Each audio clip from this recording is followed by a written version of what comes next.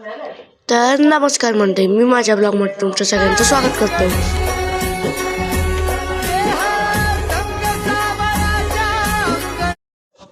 तर आता आम्ही चाललेलो आहे दिवे घाटात सासवडमध्ये, कारण की तिथं आज मुक्काम होतात 12 जुलै 2026 रोजी. तिथं आपल्या वारीचा मुक्काम होता. त्याच्यानंतर माझ्या भावाने देवेशनी सगळ्यांना बसता तिथं बिस्किट वाटले, म्हणजे आम्ही तिथं गेलतो. तर त्याच्यानंतर बघू शकता तिथं आम्ही आलतो की आम्हाला पालखीचं दर्शन घ्यायचं होतं म्हणून गाडीला पार्किंग लावली होती. आणि इथं मस्त विठ्ठलची मूर्ती, ज्ञानेश्वर महाराजाची व संत तुकाराम महाराजची मूर्ती होती. आणि इथं गर्दी होती, बघू शकतात तुम्ही आताच. तर एवढी गर्दी आहे. आणि इथं पालखी वारीचा दर्शन घ्यायला चाललेले आहे. आणि पालखी वारी होती काका मंदिरामध्ये. या तुम्ही पण विठ्ठल आणि ज्ञानेश्वर महाराज संत तुकाराम महाराजचं दर्शन घ्या.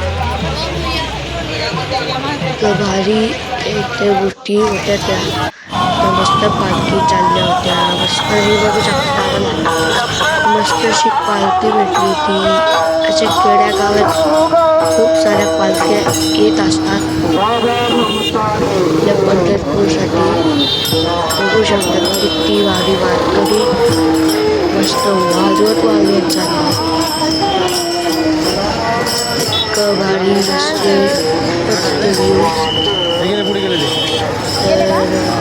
वारकरी मस्त चालतात.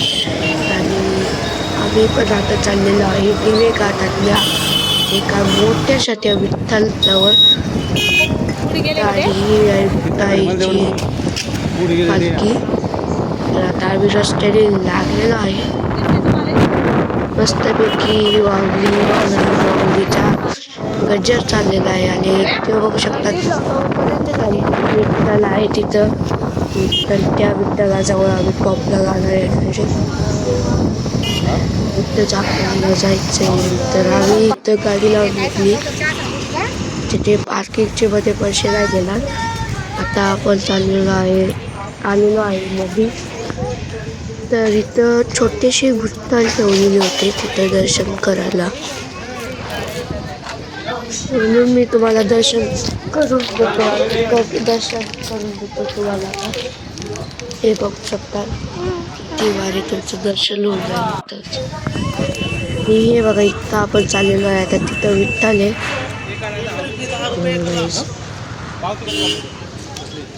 पण त्या काय झालं, इथं मागणार आहे पावती, म्हणून आम्ही पावती भरायला गेलो. पावती भरतोय. पावती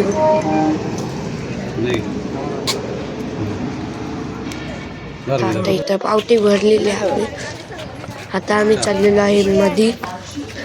तर आमची एंट्री झालेली आहे. तर कितीशी भारी एंट्री. आणि आता आम्ही आलेलो आहे मध्ये.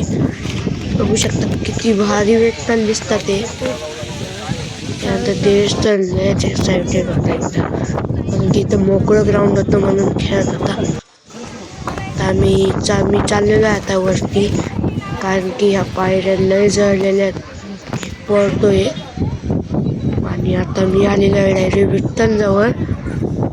इतकं भारी, म्हणजे तिथं विठ्ठल होते होऊ शकतं.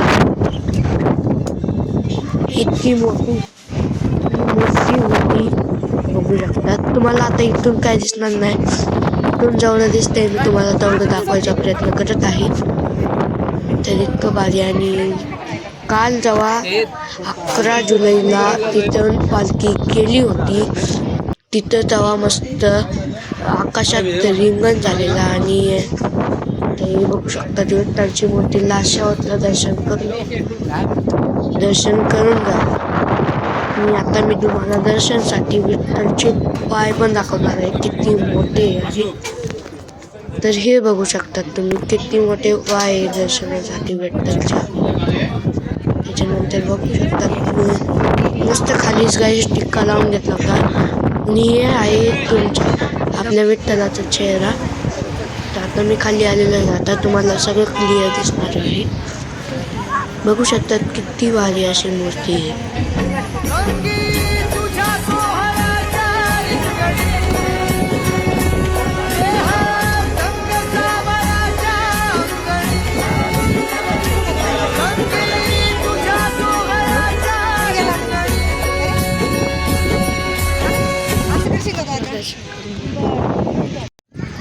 आता आपल्याला इथून असं खाली